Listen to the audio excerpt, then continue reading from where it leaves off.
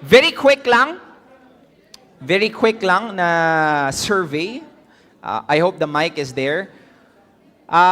Who would want to share what is your biggest common challenge sa group nyo or sa career nyo? Yon. Hello, good afternoon to all of you. I'm Lian Castañeda. Currently, me and my husband are in real estate. Excuse me, guys. Yeah.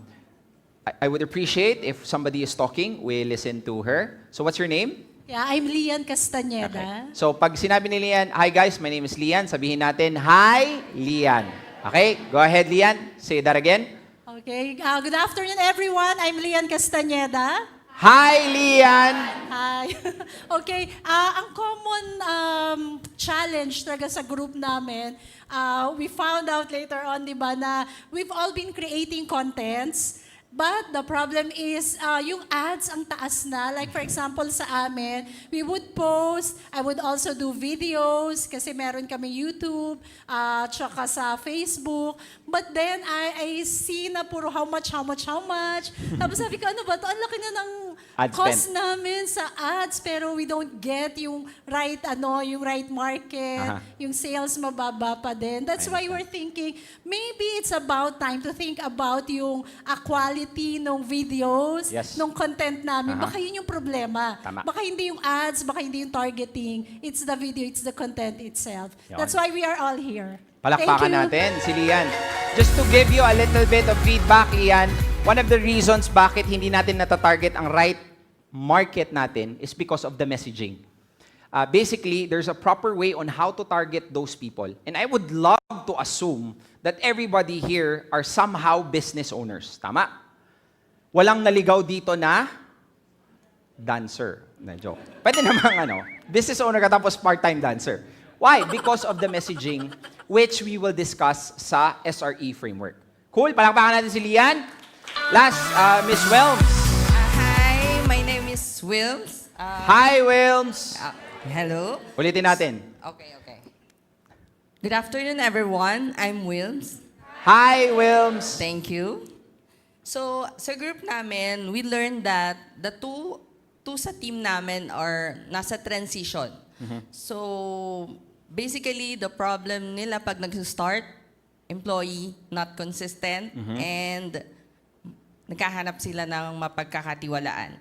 On my own experience naman, been in the sales and marketing industry, retail, transition to, because our company will transition to pet supplies.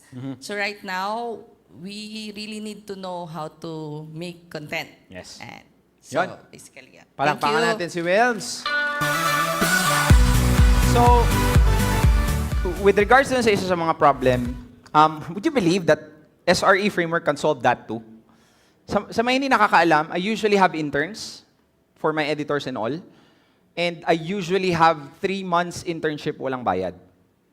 That's how, ganun ko paano nasasala yung mga tao.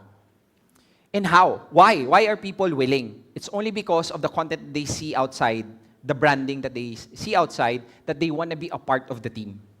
And that's the reason why it's so easy to retain people because you have a brand.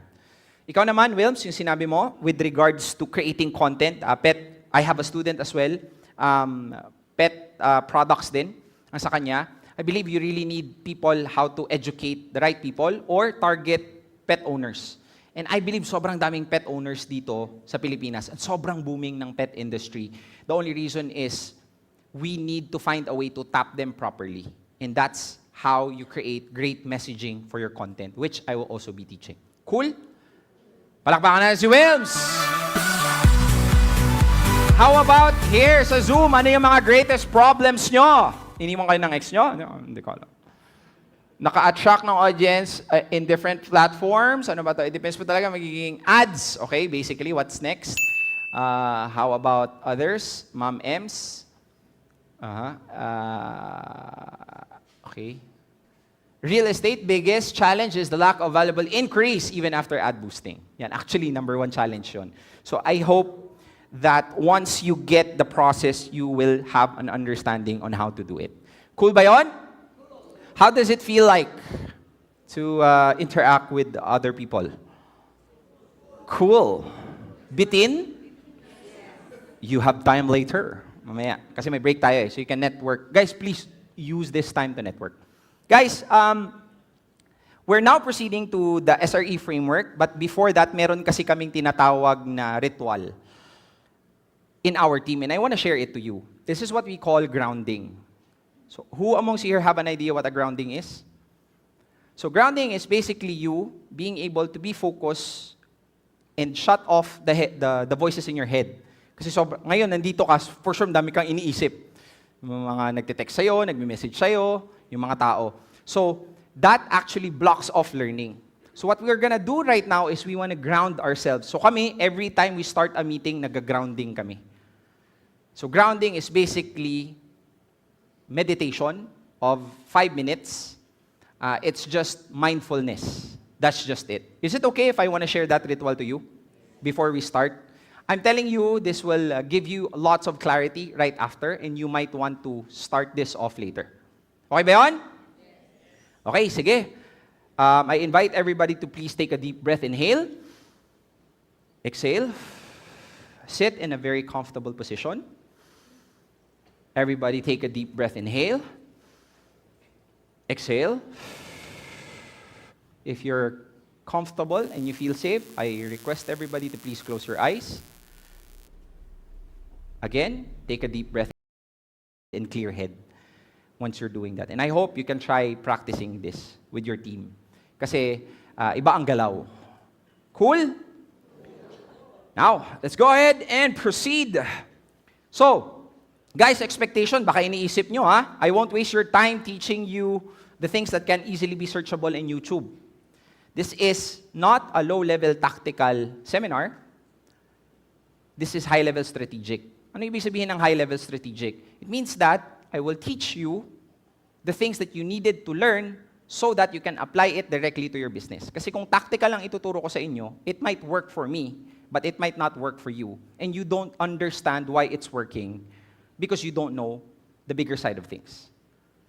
Okay ba yun? Parang mahina na. Parang medyo mahirap na tayo ngayon. Okay, energy check. Isang bagsak. Dalawang bagsak. Tatlong bagsak. How are you feeling? Let's go. Yan, pwedeng pa-check dito sa aking front. So, chapter 5, platform of massive attention. Now, please know the saying, best known beats best. Honestly, kadalasan ng problema ng business owners na shinare nyo kanina, nagbabasa ako, it's actually sales. It's actually expanding. It's actually not having enough client. And most of the time, you do not have a sales problem. You just have a marketing problem. Because I truly believe Filipinos, when creating a product, they create best products. Bakit ko nasabi yun? Because I've been in Dubai, and the products that I've seen, especially services, wala sa mga services na meron dito sa Pilipinas. And we pay triple there than people paying here. And the only reason why we have that problem is because people don't know what we're selling. And that's the reason why, kahit ikaw ang may pinakamasarap na siopaw sa buong mundo, if hindi alam ni Lawrence na may siopaw kang binibili or binibenta, hindi niya bibilhin yan. Or, if not, kung si Charma na may pinakamasarap na siopaw sa mundo, pero si Grace na sakto lang yung siopaw, pero alam ng lahat, mas bibilhin yung siopaw ni Grace. You know why? Because best known beats best. Hindi importante na maganda ang produkto mo, actually importante siya, pero it's not the only thing that matters. What matters is people has to know that you have a great product. And maybe, that's the problem why we're not capable of scaling. That's the problem we're not having enough sales. That's the reason why we have competitor problems. And maybe that's the reason bakit pababaan ng presyo. Because people don't know what you're offering. Best known beats best. Can you say that again? Best known beats best. So, the question now remains is how to be best known, Kuya Darbs? Paano nga ba tayo magiging best known? So, for you to be best known, you have to be in a platform that has massive attention. An example of a platform that has massive attention is, I could have teach the things that I'm teaching you right now. Tinuturo ko kay Ron ng one-on-one. Pero kami lang dalawa na nakakaalam nun. Why? Because I'm not in a platform that has massive attention. Kasi one-on-one lang kami ni Ron eh. But what if I go to this platform, I have a microphone, and I have a presentation, I am now in a platform that has massive attention. That whatever it is that I could have told Ron, I could tell each and every one of you all at the same time. That is what you call one-to-many presentation. And this is what you need for you to be best known fast. Alam niyo ba sa lugar niyo for sure may mga manghihilot? Tama? At alam niyo yung pangalan. Sa amin, ang manghihilot sa lugar namin, ang tawag si Manang Bare. May she rest in peace. Pero for sure sa inyo meron. Kilala siya. Why? Because he has a marketing or she has a marketing called word of mouth. But the only problem there is, medyo matagal yun. Hindi nyo kilala si Manang Bare kasi sa lugar lang namin siya. At hindi ko most likely kilala ang nanghihilot sa inyo, Heidi. Kasi taga dun lang siya. Why? Because umaasa lang siya sa word of mouth. Now, what's great about what we have in this day and age is that we have a platform that has massive attention, that cannot just reach locally, but worldwide. So, what do you think is the platform that has massive attention right now? Newspaper ba? Radio? Ano yung sinabi mo kanina? Social media? Yes. Palakpakan natin siya! Sino yon? Correct. Honestly, right now, the platform that has massive attention is already social media. Hindi na TV, hindi na radio, at hindi na newspaper. But before, it was that. But as time and technology shifts, social media now is the biggest platform that has massive attention. So, the trick now here is for people to know na meron kang masarap na siopaw. So, the trick now here is for people to know na meron kang pinakamasarap na siopaw, you have to be in a platform that has massive attention. Doon mo i-promote yung siopaw mo. Hindi mo na iwa one-on-one. At saan yung massive attention? Sa social media. That's just basically it. So if you're a content creator or if you're a business owner who's already posting in social media using ads, good. But only half of those people who raise their hands in this room na nagpo-post sa social media lang. The rest is still not doing it. Why? Because you don't know how. And that's the reason why you're here. And that's good. Because it means that you identify a problem and you're doing something about the problem. And I don't have to convince you that you need to create a content that converts and post it where? Sa WhatsApp? In social media. So, this is the reason why we're living in the best era of opportunity. Would you agree, my friends, that a 21-year-old kid with a laptop and an internet could earn millions in his room? Posible ba yun? Why? It's because this is the best era for humankind. Best era for humankind. It's now, 2024 moving forward. You could have been born in a war. Like you could have been born in the 1900s. The 1900s is the shittiest time to be alive as a human being. Ask me why. Because in 1900s, kakapanganak mo pa lang, especially if you're European, World War I happened. And then, a couple of years when you were born, Spanish flu came. And everybody that you know died. And on the same timeline, when you were 45 years old, World War II came. And you are sent in a war you don't want to fight. And the last thing that you can do is to chase your dreams. Why? Because at that specific time, ang kailangan mo lang is to survive. Living just for the purpose of surviving is not living at all. Everybody dies, but not everybody actually lives. And starting this with the concept of gratitude that we were not born at that time. That we are now born here, having an opportunity to develop the business that we chose and have an equal amount of opportunity to win. That is great. And I hope that if you're not able to think about that before, I hope you're able to think about that right now. And one of the reasons why we're living in the best era of opportunity, this phone is more powerful than what Ronald Reagan used to run America when he was president. This device is more powerful than the device that he was using before, running the free world. And what? Most of us are just using this for what? To bash other people? This could make us millions, if not billions. Please use this wisely. And one of the best ways why this is the best era of opportunity, because social media is free. I mean, you can pay ads, which can boost, but you're not required to pay just to be inside the platform. Tama? So, if we were trying to do business before, like 15 or 20 years ago, that's the reason why palagi kong naririnig kina Francis Kong, it's so easy to win today before on their time. Because before, for you to be in a platform that has massive attention, you need to pay what?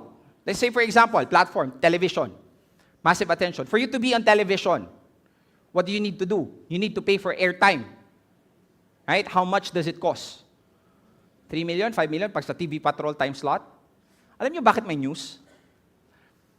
At puro negative ang news? Because human beings are likely to pay attention on negative things. And the reason why is because they want advertisers. The higher people watching the news, the more they can price the advertisements in between. And that's the reason why nag-iisa lang si Mark Logan na good news sa huli pa. Usually puro negative. Why? Because it sells ads. So before, for you to be in a platform that has massive attention, you need to pay at least 3 to 4 to 5 million pesos on a 30-second time slot for 1 month. And guess what? Time slot lang yun. Alam naman, pupunta ka dun sa harap, tapos, hi guys, bili kayo ng siopaw ko. Na mas nasira yung brand mo, right? You have to hire production company. Na yung may mga siopaw, gano'n. Ang sarap ng siopaw mo. Ganun, di ba? Mga ganun, di ba? Grabe! Siopaw! Number 1. Bola-bola. Tulad ng ginawa niya sa'yo. Di ba? Tawang-tawa. Tawang-tawa si Jen. So, how much do you have to pay for a production company? I don't know, 5 million, 10 million pesos? Just for you to produce that? So guys, for you to be in a platform that has massive attention 20 years ago, 15 years ago, you need that much amount of money. And that's the reason why the rich only gets richer. Because they're the only ones who has the capability to get the mass market. But guess what? Things change. Right now, everybody can market their shit in a platform that has massive attention. And that is the social media. So if this talk still doesn't convince you to post, I don't know what will. Kasi ganito kasi yan, guys. You have to understand and you have to think. For you to be a multi-million company, the one prerequisite is to have an accounts department. Tama? Are we all an accounts graduate? Do we like accounting? But why do we all have that? Because it's required. So, social media, marketing on social media is just like that as well. Hindi na siya luxury ngayon. It is a necessity for you to win. Because if not, mas maiinggit ka sa mga competitors mo because they're the ones who's executing fast and executing well. And you don't want that feeling. Can you please promise me that after this, the knowledge that you have, you can at least try to post in a platform that has massive attention? Okay ba yon? Yes. Mahina. Okay ba yon? Yes. Okay. So, for us to make and take advantage of social media, we have to learn how the algorithm works. Kasi, karamihan naman sa atin dito, nagpo-post. Meron nga nag-FB ads eh. Tama? So, that's just the first step, posting in social media. But the problem is, not everything that you post will work. Bakit? Kasi hindi kinukonsume. Do you know what's the difference? The fine line that separates a content creator and a successful content creator? That one specific thing that separates them. Because do you know that the level right now for you to be in a platform that has massive attention, the entry level is so low. You only need two things. You know what? A cell phone and a internet. And guess who has a cell phone and an internet? Everyone. So if it's that easy to be in social media and to be a content creator, why is it that hindi lahat ng kaibigan natin ay sikat na content creator? Or at least one of our 10 friends should be a successful content creator, right? Kung ganun kababa, or ganun kababa ang entry level. Because it's so easy to be in. Like, you shoot, you post one content, you can call yourself a content creator. Tama? Why? Ask me why. It's only because hindi sila nag-enroll sa akin. Joke. It's only because of one specific thing. You know what that is? A successful content creator, when he posts a content, it's being consumed by people. As an unsuccessful content creator, when he posts content, walang pumapansin. That's just it. That's the fine line that separates them both. So, how can you post and have people pay attention to what you post? This is now understanding the algorithm helps us. So, I want you to write down there, this is what we call average watch time. Write it down there. And can you please say that again? Average watch time. So, people in the Zoom, can you please write down there as well, average watch time. So, what does this mean? The only purpose of an algorithm, my friends, is to let you stay in the platform as long as possible. Yun lang ang purpose niya. The algorithm is built towards the purpose of you letting you stay in the platform as long as possible. Bakit gusto ng algorithm yon? Ask me why. Because they want many people watching or in tune in that platform. Because there are people who's paying the platform to advertise. So there's two types of consumers and users of social media. The consumers and the FB ads or the ad buyers. So, honestly, social media is not free if you think about it, because you are the product. But technically speaking, there's no entrance fee for you to be in.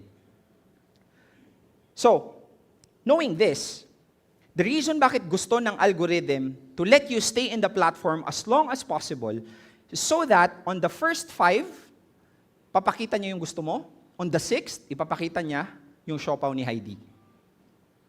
Gets? That's how, parang pangit pakinggan. No? Yung sapatos ni Heidi na lang. Kasi, siopaw, ganun. Gets no? So, there has to be a perfect balance between showing what you want to see and showing ads that the algorithm might think that you want to see or a product that you want to buy. So, magic na yun ng social media. But again, that is the only purpose of it. The algorithm works just to let you stay in the platform as long as possible. That's it. So how does this help us? Guys, you will never be viral if your content is not recommended by the platform. So viral in a sense if it's 5 million in 24 hours. Yun ang ano ko ng viral. So you will never get 5 million views or reach if the social media platform did not recommend it. And the only way for the social media algorithm to recommend it is first, there's a trial phase. Content mo ako. Like, so for example, ako yung content. Pinost mo. Yung content mo, papakita niyo sa first 100 people. Tsaka ni Darbs. Hindi yan. So, hindi na ako pinatuloy. 100 na lang ang nanood or even 60 na lang ang nanood. Pero, Because you attended content that converts and you know the structure of a hook. Pakita mo sa first 100, oh, may structure to nakasunod-sunod. Okay, maraming nanood. 60% of people watch it. Sabihin na natin 60 seconds ng video mo, 30 seconds ang average watch time. Okay? Push kita sa 1,000 people. Okay, medyo tumaas. Naging 45 seconds ang watch time sa 1,000 people. Then, papakita niya sa another 10,000 people. Same, consistent result. This is now the time that the social media platform would say, I will now open the gates and I will show it to you.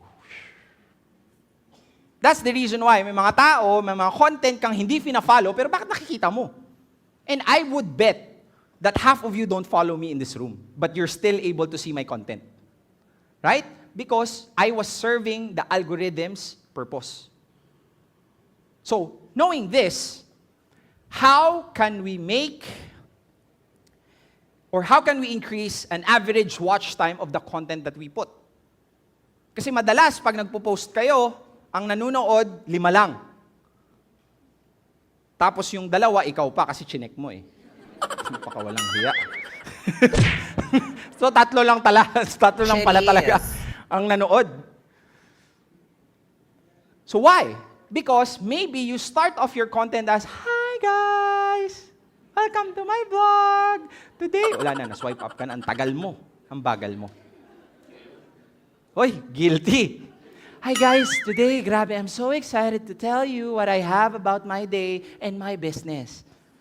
Wala na yun. Yung hi guys mo pa lang, tapos ang hi guys, wala na yun, 3 seconds na yun. G na yun. Nakarelate ba kayo? Mali yung ginagawa nyo. Now you know. That's the reason why hindi ka pinupush ng platform.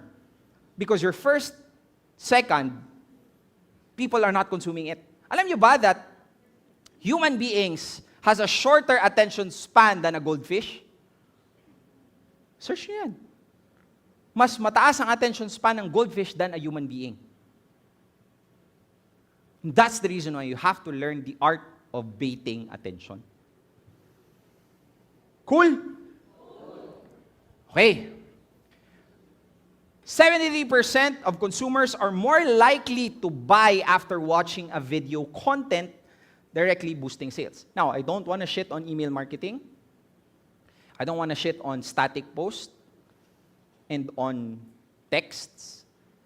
But if I were you, ako actually, email marketing works pa rin. Pero if you wanted to focus your attention, I would like you to focus as well your attention on creating videos as well. So this is a perfect example. Do you know Gary V? Hataw na. Hindi yon na Gary V. Gary Vaynerchuk. Check this video. Chili's the fucking restaurant. A single TikTok. That one lady did. Not them, not the agency, not an influencer they paid. A human made one video about some triple cheese fucking thing they got. 40% of their Q3 revenue at Chili's is contributed to a single organic post on social media. For the first time in the history of marketing, the creative, if it's good, gets seen a lot with no media dollars. This industry for 50 years has spent good-ass media dollars amplifying shit-ass creative. One content of a random person contributed to a 40% revenue of Q3 ng Chili's, a multi-billion peso company. So do you have to wait for someone to post about your business? Fucking post it yourself. Please write this down, EGC. And say it again, EGC. You know what EGC is? You don't know what EGC is? EGC is employee-generated content. So employee-generated content speaks for itself. An employee creates content for you. So one of our clients, UniPC, I'm not sure if you were familiar with them, they are one of the people who has used EGC to the next level. Kasi hindi na sila nag-hire ng influencers. In between their agency, they're looking for people who has a potential to create content for them, their employees. They give them 1,000, 2,000 pesos per video. Boom. Easy marketing than of paying influencers. So I'm not saying you shouldn't pay influencers. You can pay me, please. But what I'm saying is, one of the most practical way to do it is if you have employees, you teach them how to create content so that they can create content for you. Because that video could have been one of the employee of Chili's and just video herself just like that. Cool? Raise your hand if you're learning so far. Palakpakan niyo yung mga sarili niyo. Isang bagsak. Dalawang bagsak. Tatlong bagsak. How are you feeling? Okay. Let's now go ahead and proceed with Chapter 6, the framework. So, how to create content that converts. Let's now go ahead and proceed with this. Script, record, edit. Can you say that again? Script, record, edit. Louder, please. Okay, script, record, edit. Let's now start first with script. So, in script, it's broken down into 3 parts. This is now where we can increase the average watch time. The formula is not to create one banger content. Guys, agree ka ba na it is a step-by-step process? So first, we need to bait them with a hook. And the hook is basically for the first 5 to 7 seconds. Mamaya, explain ko. That's step 1. That's the reason why you should not start your video, "Hi guys!" Wrong. Hindi yun hook. Step 2 is what we call value. Value in a sense that you need to create a content that doesn't look so salesy, but at the same time educating your audience about your product. And last but not the least is what we call the payoff. Basically, allowing people to loop the hook that you did dito sa payoff. Imagine, sino nanonood dito na Spider-Man? Movie. Imagine niyo sa gitna pa lang naputol yung movie. Bad trip, di ba? Maybe that's one of the reasons why people are not going back to your content is because you don't know how to end it. Parang yung ex mo, magaling lang sa simula. Ooh, grabe ka talaga, Kuya Darbs. So you have to learn how to end it. So hindi pwede, hindi importante na dapat hook value lang. You have to have hook, value, payoff. Sir, naka-on po yung flashlight nyo. And please, no recording. I would appreciate that. Cool. Let's now break this down per step. Okay? Let's now first understand what a hook is. So, what's the purpose of a hook? The purpose of the hook is grab the viewer's attention not for the entire 30 seconds or the entire minute. The purpose of the hook only is to get the attention to how many seconds? That's it. Dito muna tayo sa step 1. We need to find a way to grab people's attention for the first 5 to 7 seconds. That's it. Yun muna ang problemahin natin. That's what a hook is. That is where, pag dumaan ka sa feed, instead na isuscroll mo pa ng isa, uy, ano yun? Isang babae, iniwan ng jowa. Ay, de las alas, naghiwalay na. Nag-cheat nga ba ang kanyang asawa? Let's find out. Click. Diba? Hindi ko sinabi na, guys, today, sasabihin ko po sa inyo kung anong dahilan, kung bakit, ang nangyari. Wala na, di ba? Gets mo? This is how micro it is. Even the words that you choose to write in your hook matters. And I believe in one sentence, it has to tell the story. Learning so far? Yes. Cool. So, the purpose of a hook is to persuade viewers to watch the entire video by sparking curiosity. Yun na yung sinasabi ko na pag nakita niya yung first 5 to 7 seconds, yun na yung time na i-unmute ka na niya. Or i-click niya na mismo yung video. Tama? Kasi minsan nandun ka pa sa labas eh. May chance ka pang ma-scroll up. Pero pag clinic mo na, nag-commit na siya. Papanoorin niya na ako. Gets? That's even being calculated by social media platform. That's one of the reasons why they would recommend you, if you click the video, pumasok ka na dun sa black screen. I'm talking about Facebook, by the way. So, in-house creatives, we pride ourselves of walking the talk. So, this, I can show you how we do it. So, this is how we do it. Check this video out. After watching this Tagalog movie about online freelancers, I was so disappointed. So disappointed that I went out of my way to create this content. Watch till the end kasi i-reveal ko kung ano yung movie na ito. So I was tasked to promote this movie. At ang kasabayan niya is Deadpool and Wolverine. Anong laban namin doon? So, my goal is for people to watch this review at least. Do you think people would watch? Guys, grabe, sobrang ganda. Watch nyo ito. No? Instead, what I did is I write this down, a negative spin. Negative spin hook. A negative spin hook, again, ano nga yung psychology na ginagawa ng news? Negativity sells. And that's the easiest way to bait those people. Guys, just use negative spin but do not make your content negative, ha? So, bakit ko sinabi I was disappointed in this video? Not because the video was bad, but because this video still reminds me na meron pa ring nangyayaring discrimination sa mga probinsyano sa office. This movie reminded me of that. And that's why I was disappointed. But I was not disappointed in the movie. You get it now? And you, thinking that I was bashing the movie, would watch the video until the end. Kasi masama ang ugali mo. Joke. Oh, tumawa. Tama, di ba? Like, that's how it is. Meron ako, I still use another one, a negative spin. I was promoting, what do you call this? Balay ng Itay. Sabi ko, guys, grabe, sobrang na-disappoint ako sa resort na to.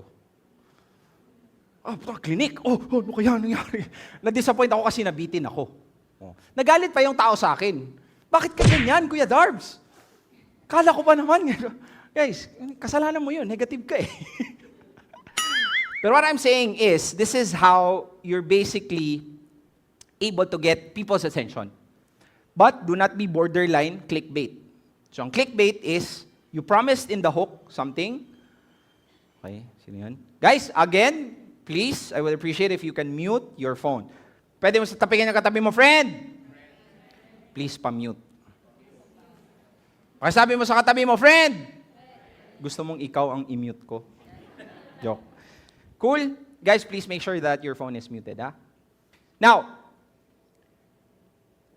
basically, that video alone got us, I don't know, I think it was 1 million. Like, it's so difficult to promote a movie, ha? Especially if it's a paid promotion. Mahirap i-promote. So, dito ko na pinapasok yung story selling method. Don't worry, guys. In a minute, before we do with step 2, we will have a 15-minute break. Okay? So, next. Ito, pro tip. Pro tip is that always ask a question that your product or service solves. So, write this down. There's 2 types of content. One content is what we call value content. And the other content is what we call ad content. So, value content is meant to be posted to your personal brand page, not to your company page. So, personal brand means you only have to give value to this content, to this page. And ad content, ang purpose nito is to directly sell the audience through Facebook ads.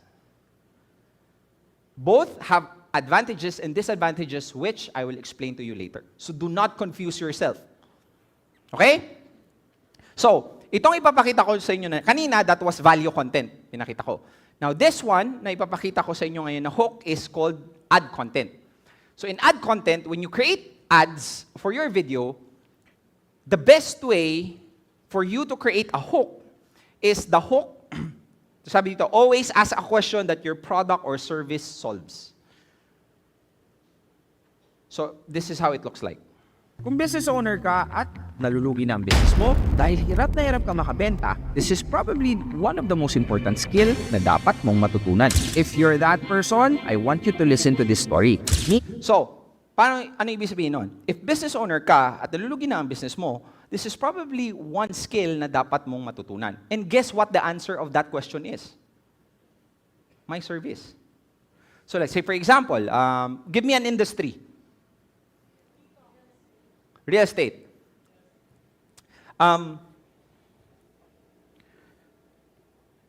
This is the top 3 reason bakit madalas kang ma-scam pag bibili ka ng kondo. It's a good hook. Right? You will watch it, watch it, watch it, watch it. And then, at the end, all of those 3 things hindi mo mahahanap sa blank land. Hindi ko alam anong name ng company.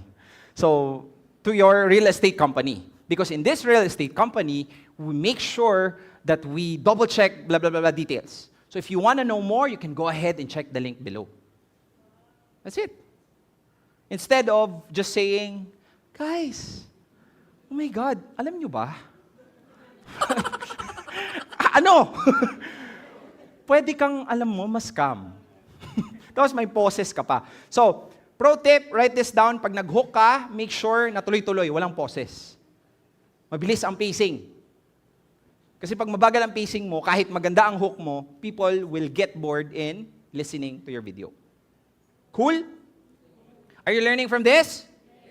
Okay, another example. Let's say for example, ako, gagawa ako ng hook for a specific product. Sabihin na natin Havaianas. Sawang-sawa ka na bang lagi kang iniiwan? Baka mabagal kang maglakad. Introducing Havaianas Pro Max. Kasama mo kahit mabagal or mabilis kang maglakad. Hindi ka iiwan, palagi lang siyang nandyan. Another one. Let's say for example, inayawan ka niya kasi hindi ka daw lumulunok nang maayos, baka may sore throat ka. Isepakol mo na yan. Actually, meron talagang Sepakol na brand. Okay ba ang hook? Walak pa ka naman dyan. Okay, guys. So, guys, alam nyo ba bakit sobrang dali ko makaisip ng hook? When I was formulating that hook, I always go back doon sa viral framework that me and my team are using whenever we generate hooks, which I will teach you or which I will tell you more about later. Kasi mahirap, actually it will take lots and lots of time for you to generate a great hook. But if you have a framework or a specific system na ilalagay mo lang dun yung hook mo and yung topic mo, you will now be able to generate. Isepakol mo na yan. Okay ba yan? Okay, cool. So, tawang-tawa talaga si Ali. Oh. At pala si ano to? Ano to? Si Ridge. Okay. Now, let's now proceed with the hook. So, I want to say this analogy. The boxer and the gloves analogy. So, kita nyo yung gloves? Clitoris gloves. Would you agree that all boxers needs to wear gloves to compete professionally? Would you agree? Pero in a boxing match, pareho namang may gloves, pero bakit may boxer na nananalo at natatalo? What do you think is the difference? Shout it out. Skills, the training, experience. The differentiator is speed, strength, basically the boxer. The differentiator is not the gloves, it's the boxer. Yung skills niya, how he punch, stamina, and his boxing techniques. Tama? So, I want to give this analogy to you. The gloves is the social media platforms. So you cannot compete in a platform that has massive attention if you're not in one. Right? So basically, ito yung mga social media platform.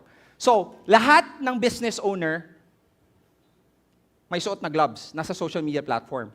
Pero bakit may ibang business owner na nanalo? Ano ang main differentiator nila?